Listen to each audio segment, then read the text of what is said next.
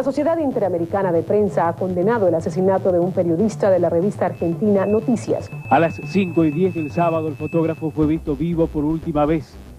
Salía de la fiesta de cumpleaños del empresario Oscar Andriani en Pinamar, a bordo de un Ford Fiesta blanco, que fue encontrado a las 6:30 por un peón rural.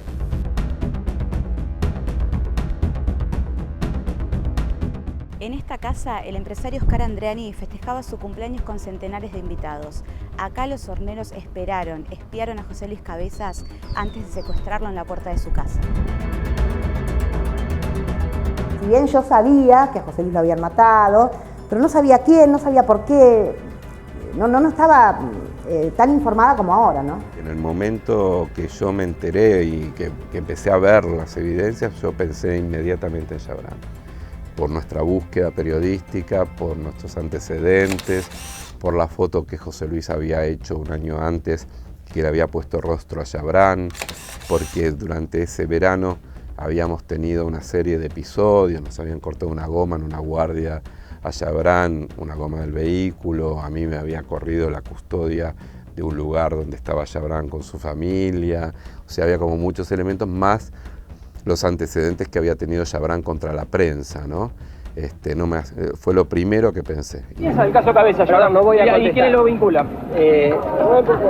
Perdón, no voy a hacer declaraciones, lamento muchísimo el caso Cabeza. Pinamar lo que tenía en ese momento era que venían los principales dirigentes del menemismo, ¿no? a vacacionar, pero al mismo tiempo a armar esta agenda política del año, en donde hasta se festejaba el cumpleaños del presidente, cuando se sabía que no era el cumpleaños del presidente en enero, sino que servía, digamos, como excusa para juntar a todos los políticos de entonces. Pinamar en esa época era un centro neurálgico de mostrar caripelas del poder. O sea, la persona que no iba a Pinamar en el verano y no se mostraba en la revista o en las revistas del Corazón, no existía. Todo el poder pasaba por Pinamar.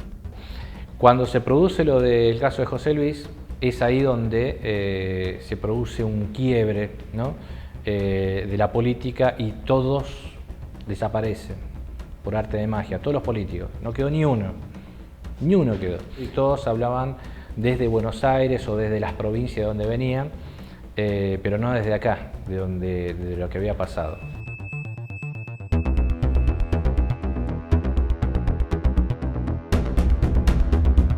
Cuando finalmente la llave abre la oficina, había que ir a avisarle a Cristina. Cuando llegamos ella ya sabía, porque le había avisado a la policía. Le había dicho de una forma brutal, un comisario se había acercado y le había dicho que el marido había aparecido muerto de 2 tiros en la cabeza, cosa que era imposible de saber porque no se sabía nada, el cuerpo estaba ahí, no se había hecho ninguna autopsia y es más, que fueron 2 tiros se supo muchos meses después en la segunda autopsia. Y después Cristina pidió poder ir a verlo a José Luis y la bestialidad del comisario Gómez que le dijo, mirá nena, que vas a ir a ver si de tu marido no quedó nada, está todo quemado. No siento que sea él. Como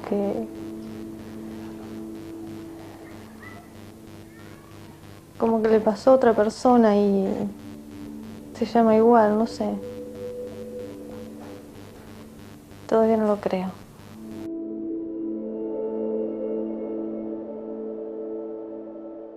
Y fue un desayuno bastante amargo, porque había revoloteos ahí, no teníamos noticias concretas. Fue muy triste esa mañana, porque yo quería saber, personalmente queríamos saber todos qué era lo que había pasado, y se decía que habían matado a un periodista. A mí me llegó, a mí como a muchos otros, a mucha gente que vivimos acá hace muchos años. Entonces, en un pueblo donde distintas cosas pasaban, y que nos haya tocado a nosotros fue terrible. Después sí, uno se va enterando de las cosas, de los trascendidos, los temores que se tuvieron en esa época. Si bien no se descarta ninguna hipótesis, no puede ser descartada absolutamente ninguna, todo hace presuponer que este hecho que ha sido calificado y coincido como un hecho de características mafiosas, tiene que ver con la profesión de Cabezas. Chabrán era un vecino más de acá de Pinamar.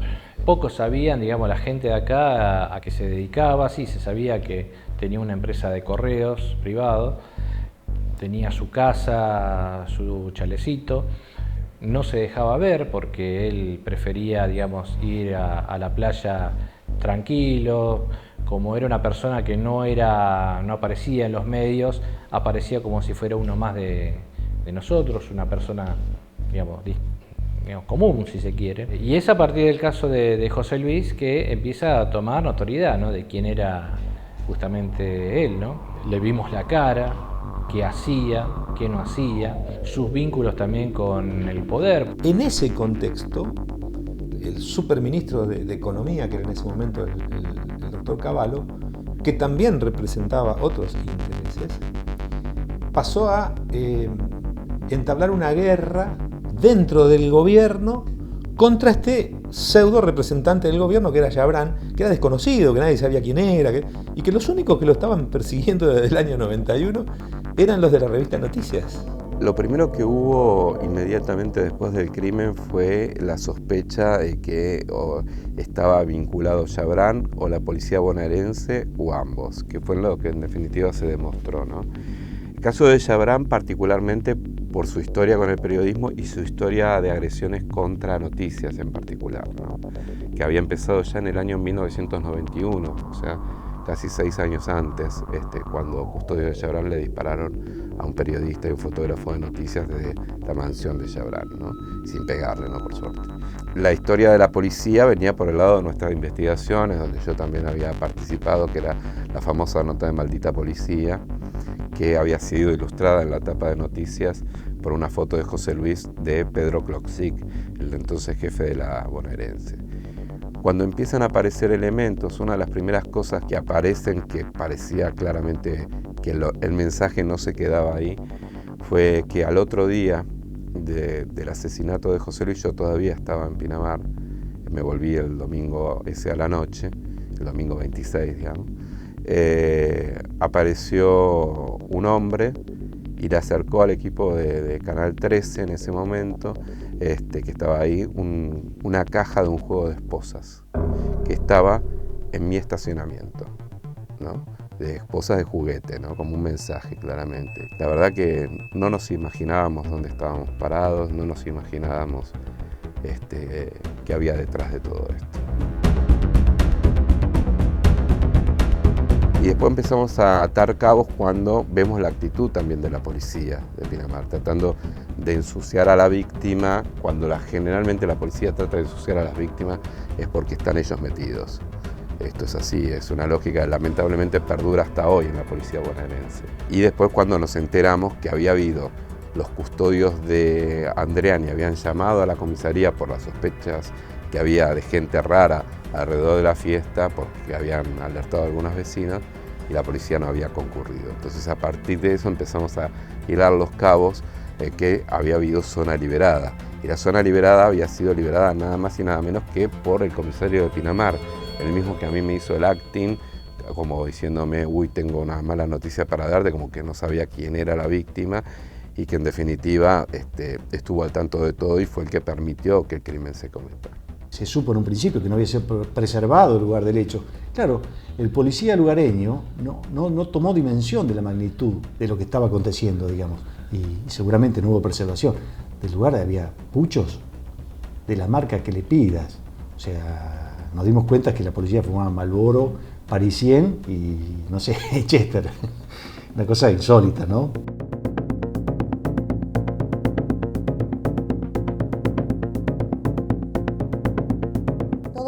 Iba a Dolores con el abogado y no nos daban el expediente. Nos daban y teníamos con un grabador, íbamos, grabábamos, leíamos y grabábamos, estábamos todo el día y volvíamos a casa y el papá de mis hijos y otras personas desgrababan todo eso y lo escribían para ayudar al abogado para entender lo que había pasado. Porque no nos daban, era secreto de sumario, pero nosotros teníamos que saber qué es lo que había pasado para que el abogado pudiera trabajar. Y así era todos los días. Me levantaba a las 6 de la mañana, iba a Dolores, volvía a lotear a la 1 de la mañana, lotear a las 6. Como resultado de todas esas investigaciones, resultó que no estaban equivocados, o sea que realmente habían encontrado la cara del verdadero poder en la Argentina. Así lo dijo José Luis Cabezas. Se lo dijo a los testigos, se lo dijo a los amigos, se lo dijo al empresario Siebert una semana antes. Dijo, mirá, este tipo es más importante que el presidente. Se lo dijo en un asado. Y le dijo también que lo iban a matar, que él tenía miedo, que tenía miedo del comisario Gómez, que tenía miedo de Chabrán, una semana antes de que pasara.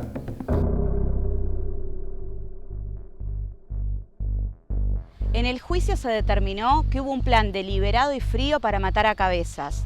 Hubo 11 condenados por el caso. Gustavo Prelleso, policía, asesinó a Cabezas de 2 disparos e incendió el cuerpo. Miguel Retana, integrante de Los Horneros. Sergio Camarata, policía de Pinamar. Aníbal Luna, policía de Pinamar. Gregorio Ríos, jefe de custodia de Alfredo Chabrán.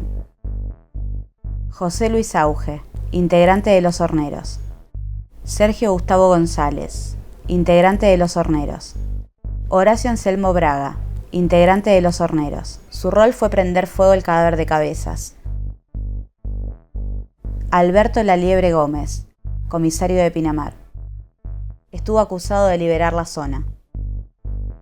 Fueron todos condenados a prisión perpetua. Más allá de lo que crea yo, lo que determinó la justicia es que Chabrán dio la orden. La justicia determinó que el autor intelectual era Alfredo Chabrán, que su jefe de custodia había sido también instigador, que Prelleso era el policía que lo mató. Y aparte hay 2 o 3 elementos que son fundamentales para entender que no fue que se les fue la mano. Fueron una banda realmente organizada, hubo una inteligencia previa que comenzó mucho tiempo antes, por lo menos en noviembre del 96, es decir, 2 meses antes del crimen, que un mes antes del crimen Chabrán se reunió con Prelleso en sus oficinas, y esto está reconocido por Chabrán, por Prelleso y por la secretaria de Chabrán. Y a José Luis lo mataron por sacar una foto, por revelar un rostro. Un rostro que no tenía que ser revelado porque estaba involucrado con gente del gobierno de ese momento, porque tenía sus negocios que no eran muy buenos para el país, y no tenía que ser conocido. Esa persona dijo, sacarme una foto a mí es como pegarme un tiro en la cabeza, y después mi hermano apareció con 2 tiros en la cabeza. En realidad lo mataron por sacarse una foto, pero detrás de esa foto había toda una investigación de lo que este hombre estaba haciendo, de todo el poder que manejaba, y creo que tenía en ese momento más poder que el presidente. Una cosa era la impunidad al máximo que tenía la policía de la provincia de Buenos Aires, los empresarios que querían apretar o extorsionar por intermedio de la policía a otros empresarios o a otros políticos para conseguir cosas, y el total sistema de impunidad que daba el poder político, que le daba amparo a este sujeto, Alfredo Chabrán, que fue recibido en la Casa de Gobierno después de ser imputado como autor intelectual del crimen de Cabezas.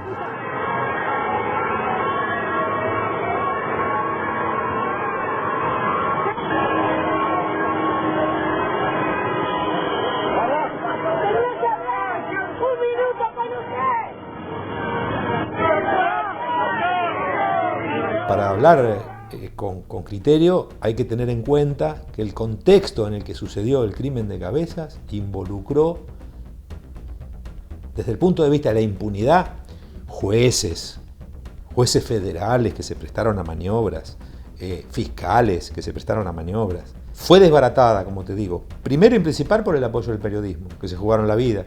Segundo, por gente como Gabriel Michi, que se jugó la vida también, él, y declarando y denunciando, y hasta último momento, y teniendo que ser sometido a causas penales, periodistas sometidos a causas penales, D'Amico de la revista Noticias querellado por haber dicho que Chabrán le dijo que sacar una foto de él era pegarle un tiro en la cabeza. O sea, todas las personas que estábamos involucradas en tratar de conocer la verdad, teníamos como respuesta 1, 2, 3 o 5, yo tuve 8 causas penales, denuncias penales, algunas deben andar dando vuelta por ahí todavía, en las cuales se nos acusaba de diferentes cosas. Los Horneros mandaron una carta a mis padres pidiéndole disculpas y pedían hablar conmigo. Yo al principio fui a la casa de González, porque la mamá de González quiso hablar conmigo, fui y ella me dijo que su hijo había matado a mi hermano, que lo había visto muy raro, que el hijo había venido, se había encerrado en la pieza y tenía mucho miedo y no quería salir. y me dijo que ella estaba segura que era el hijo que había participado del crimen de mi hermano. Y nos pedía disculpas. Y después fui a hablar con los horneros a La Plata, que estaban detenidos allá. Ellos me contaron cómo había sido, que Prelleso había matado a mi hermano, que sí que a ellos le habían pagado para darle un susto, pero que Prelleso había terminado matándolo a mi hermano, que el bidón de nafta había salido del coche donde estaba Prelleso, que lo habían agarrado en la puerta. Bueno, nada, pidiéndome disculpas, por supuesto que yo no soy Dios para perdonar, así de que... Yo quería saber más, quería que me contaran qué era lo que había pasado, porque, no sé, me parecía todo como muy raro, ¿viste? Esta gente apareció de un momento para otro. Yo tenía miedo hasta decir, ¿y si estos no son y estamos culpando a alguien que no es? Y los asesinos quedan libres y... O sea, era muy raro. Es muy raro para una persona común, que tiene una vida común, que le pasen estas cosas.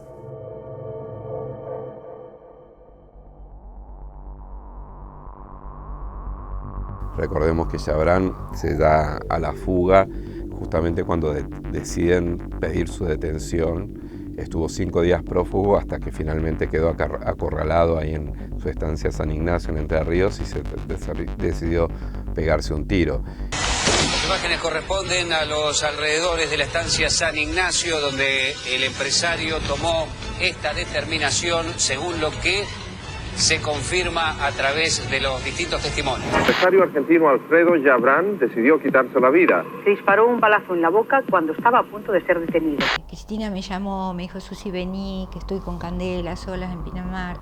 Vení a acompañarme, vamos a tomar mate. Así que yo partí para Pinamar y estábamos tomando mate cuando aparece en Crónica la noticia, se suicidó Chabrán. Y en ese instante suena el teléfono y era Michi que la llamaba Cristina para contarle la noticia.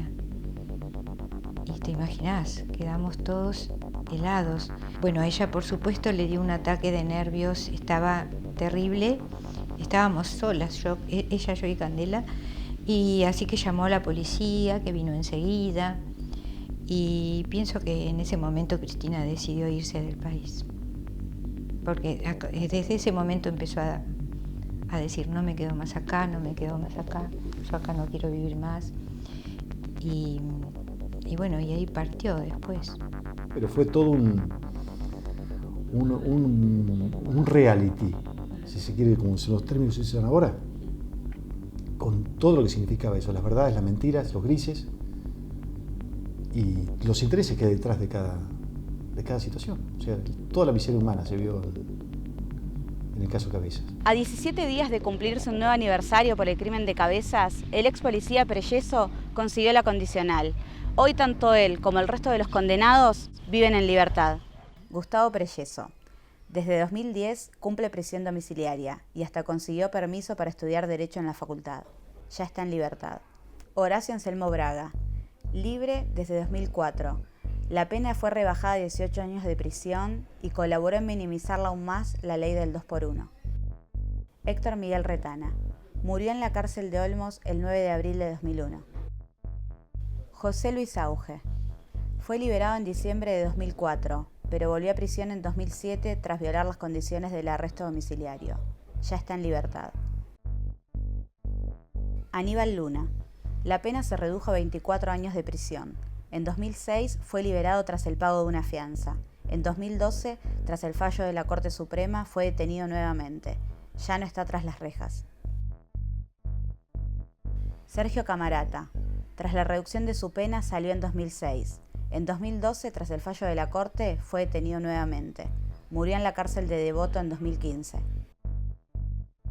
Gregorio Ríos. Su pena fue rebajada a 27 años.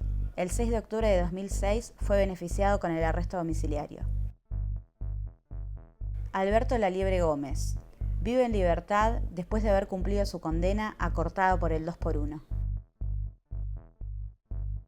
Sergio González. Hoy es el único que está detenido, pero por otro delito ligado al narcotráfico. Silvia Belowski. Condenada a 4 años de prisión como coautora de estafa y desvinculada del crimen. Ocultó el Fiat Uno que su esposo Prelleso había usado en el asesinato y engañó a la aseguradora afirmando que se lo habían robado. Carlos Redruello, el buche policial, plantó información falsa y fue absuelto porque la Fiscalía desistió de la acusación.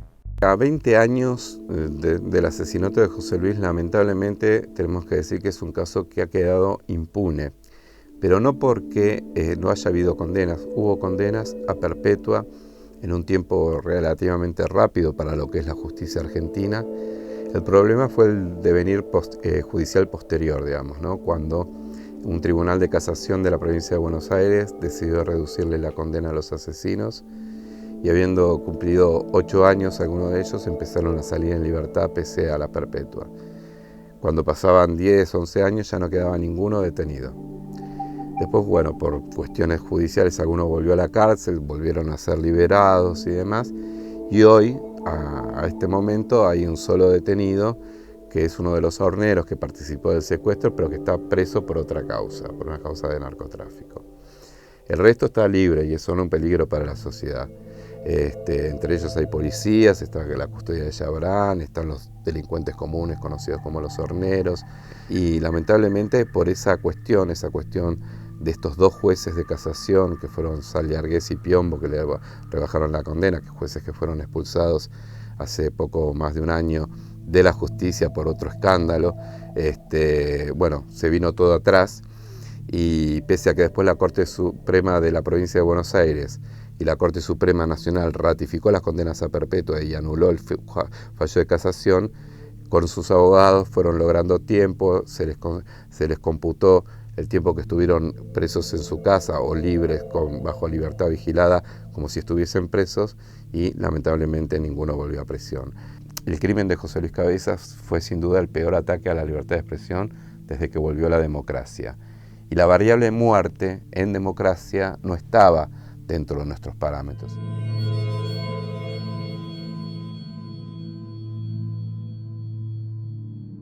Yabrán representa en Pinamar una suerte de contradicción, porque por un lado hay pinamarenses que emparentan la época de Yabrán como uno de los momentos en los cuales mayor inversión hubo en lo privado, y por el otro lado el monstruo que fue. Estamos los que lo recordamos como el monstruo que fue, pero bueno, somos complejos y somos complejas las personas, y hay gente que lo recuerda de otra manera. ¡Justicia! ¡Justicia! ¡Cabeza! ¡Detente! ¡Cabeza! ¡Detente! ¡Justicia! ¡Justicia! Pensaba con otra amiga, ¿qué podemos hacer junto a un pequeño grupito? Yo no me acuerdo si eran 7 o 10 personas. Nos juntamos en Avenida Libertador y Bunge, ahí en esa plazoleta, como a iniciar algo que se pudiera realizar todos los meses, pidiendo justicia. Entonces, el primer mes fue, ¿qué vamos a hacer? Bueno, vamos a juntarnos los 25 de cada mes, y con mi amiga Valeria, señora de Peloso, dice, ¿qué hacemos, María? Bueno, yo te compro la tela y vos lo pintás. Y nació esta tela porque los pinamarenses jamás vamos a olvidar a Cabeza. Y así fueron pasando los meses, veníamos por la avenida Bunge hasta la comisaría, golpeábamos las manos, justicia, pedíamos justicia por José Luis Cabeza, sin hacer líos, callados. Nuestras manos eran lo que pedíamos, era la justicia por él. Lo hacíamos todos los 25 de cada mes. Luego, cuando vimos de que ya los detuvieron a la gente que hizo ese atroz crimen, dejamos de ir, pero nos juntamos siempre los 25 de enero. Para mí sería que me falta algo si no estoy. Para mí ver a José Luis Cabezas como el gran José Luis Cabezas me es muy raro también. Para mí es mi hermano, sigue siendo mi hermano. Es un tipo bueno porque siempre fue un tipo bueno. Porque como hermano fue un tipo bueno, como persona, como marido, como hijo, siempre fue un tipo bueno. Pero de algo cotidiano. Y verlo hoy en los afiches o que le hagan homenajes o que a mí me cuesta muchísimo. Es más, yo creo que me alejo en ese momento. Recibo a lo mejor algún premio que le dan a mi hermano, pero como media como alejada. No sé si me identifico en ese momento con él. Después sí, cuando estoy sola, digo, este era mi hermano, esto están haciendo por mi hermano. Pero de todos modos yo lo sigo viendo como mi hermano, ¿no? Como la persona que me peleaba, como el tipo que era un cabrón, un alegre, en momentos se enojaba, en momentos no, digo, como era él. Yo lo veo así, lo sigo recordando así a José Luis. Los planes que tenemos para el 25 de enero son todos secundarios. Lo que veo es que hubo mucha división, muchas discusiones familiares, políticas, y parte de mi trabajo es trabajar para que estén todos lo más unidos posibles, porque creo que las causas y los símbolos tienen que tener ese poder, que es el de la capacidad de unir a la gente, más allá de las diferencias personales que siempre son chiquitas y siempre nos hacen más pequeños. La verdad que el homenaje que le tendríamos que hacer a José Luis es que todos estemos ahí y gritemos cabezas presentes. Porque nos tenemos que acordar de él y porque tenemos que nombrar todos los días a los asesinos de José Luis para que todo el mundo los conozca y sepa que esas personas mataron a alguien. Y recordar a José Luis porque la verdad que no esperábamos que en 1997 todavía maten a la gente de la forma que mataron a José Luis. Esas épocas era como que ya estábamos en democracia, José Luis lo mataron en democracia. Y todos peleamos por la democracia. Y lo mataron como mataban en las épocas que no queremos recordar, ¿no? En las épocas de los militares, en las épocas en ese periodo tan negro. Entonces me parece que sí, que lo tenemos que recordar. Y sobre todo la juventud, ¿no? Los chicos que a veces preguntan quién es Cabezas. Por eso las muestras que van a todos lados, mostrar que era un fotógrafo, que amaba la fotografía, que amaba la vida, que amaba a sus hijos, y que nada, que por mostrar el rostro de un delincuente, de un mafioso, lo mataron. A 20 años del crimen, todos los condenados por su muerte están libres. Pinamar sigue llena de contradicciones bajo la sombra de Chabrán, pero el nombre de Cabezas no se olvida. ¡Cabezas! ¡Cabezas!